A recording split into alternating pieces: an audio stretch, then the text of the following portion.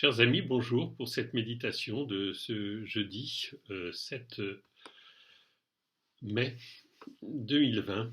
Voilà, nous allons écouter un passage de l'évangile de Jean, chapitre 13, que je vous lis maintenant. Après avoir lavé les pieds de ses disciples, Jésus parla ainsi. Amen, amen, je vous le dis. Un serviteur n'est pas plus grand que son maître, ni un envoyé plus grand que celui qui l'envoie. Sachant cela, heureux êtes-vous si vous le faites. Ce n'est pas de vous que je parle, de vous tous que je parle. Moi je sais quels sont ceux que j'ai choisis, mais il faut que s'accomplisse l'écriture, celui qui mange le pain avec moi m'a frappé du talon. Je vous dis ces choses dès maintenant, avant qu'elles n'arrivent, ainsi lorsqu'elles arriveront, vous croirez que moi je suis. Amen, amen, je vous le dis, si quelqu'un reçoit celui que j'envoie, il me reçoit moi-même, et celui qui me reçoit celui qui m'a envoyé. Cet évangile de Jean nous replace d'une façon assez surprenante en plein milieu de ce temps de Pâques, dans ce moment extrêmement fort de la Sainte Seine où Jésus a lavé les pieds de ses apôtres. Il s'agit pour nous de nous souvenir, de faire mémoire que cette joie de la résurrection a comme fondement un abaissement inestimable de Dieu envers nous. Par le lavement des pieds, Jésus a révélé à ses apôtres que l'amour de Dieu est sans limite. Et ce lavement des pieds signifie le martyre que Jésus s'apprête à vivre, cette exposition de sa nudité face à l'opprobre du peuple qui l'a rejeté, mais que lui, Dieu n'a pas rejeté. Dans ce passage, Jésus fait comprendre à ses apôtres d'une façon très explicite que celui qui s'est abaissé pour leur laver les pieds, c'est Dieu, l'envoyé de Dieu, le Fils de Dieu. Moi, je suis.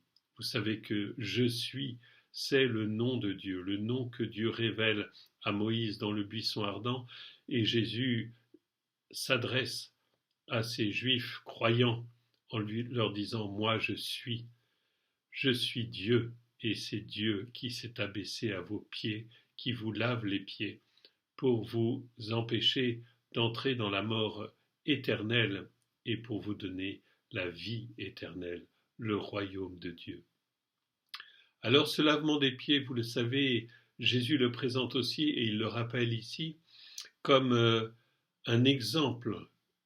Le disciple n'est pas plus grand que son maître.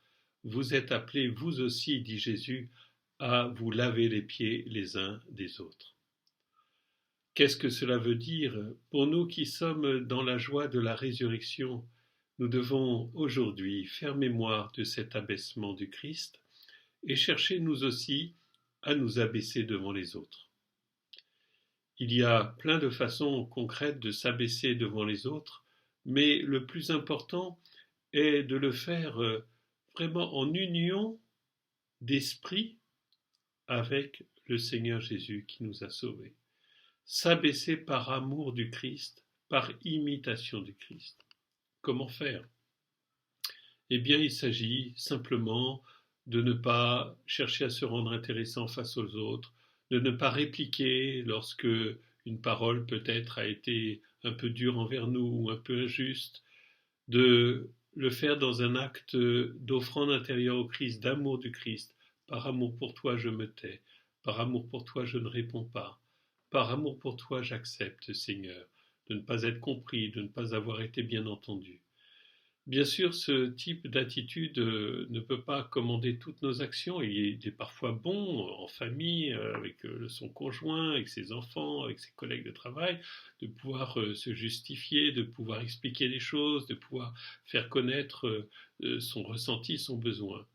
Mais il est aussi possible parfois d'entrer dans cette offrande de nous-mêmes au Christ, d'imitation du Christ, dans cet abaissement du lavement des pieds. Et nous le faisons en renonçant à des choses qui passent. La reconnaissance des autres est quelque chose qui passe. le, le fait d'une parole malheureuse qui nous a blessés, etc., ça passe. Tout cela appartient à ce monde qui passe, mais nous sommes dans la joie de la résurrection, dans la joie de la vie éternelle. Toutes ces choses qui passent, si nous les vivons dans l'abaissement du Christ, nous savons qu'elles porteront un fruit d'éternité. Et déjà cette joie de la résurrection, cette joie du Seigneur, cette joie de celui qui pardonne, de celui qui va au-dessus, eh bien cette joie peut naître dans notre cœur.